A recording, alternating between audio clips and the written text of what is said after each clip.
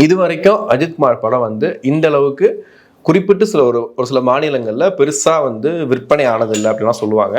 அதில் குறிப்பாக கேரளா வந்து விஜயோட கோட்டைன்னு தெரியும். விஜய் அவர்கள் தான் அந்த கேரளாவை ஆண்டுகிட்டு இருக்காருன்ற மாதிரி அவ்வளோ ஃபேன்ஸ் இருக்காங்க.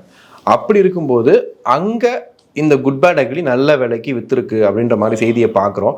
அப்படின்னும் போது நமக்கு ஆச்சரியமா இருக்கு. பரவாயில்ல, இந்த விஷயம் நடக்கிறதே ஒரு பெரிய ஆச்சரியமான விஷயமா இருக்குது. ஏன்னா இவ்வளோ வருஷங்கள் இவ்வளோ காலங்களில் வந்துட்டு ஒரு பெரிய எதிர்பார்ப்போடு ஒரு படம் வருதுன்னா விஜய் படத்தை தான் சொல்லிட்டே இருப்பாங்க. இல்லைங்க லியோ வேற லெவல் பீஸ்ட் அப்படின்லாம் சொல்லிட்டு இருந்தாங்க. எனக்கு அந்த விஷயங்கள்லாம் தாண்டி இன்னைக்கு வந்துட்டு வருது பெரிய விஷயமா தெரிஞ்சு. இன்னொன்று, இந்த ஃபர்ஸ்ட் டே வசூலுங்கிறது ரொம்ப முக்கியம்.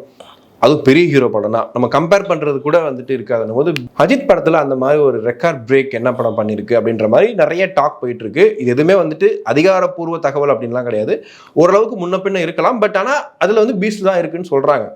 எனக்கு தெரிஞ்சு இந்த குட் பேட் அக்லி கண்டிப்பா அந்த முதல் நாள் வசூலுங்கிற ஒரு சாதனை இருக்குல்ல, அதை முறியடிச்சிரும்னு சொல்றாங்க.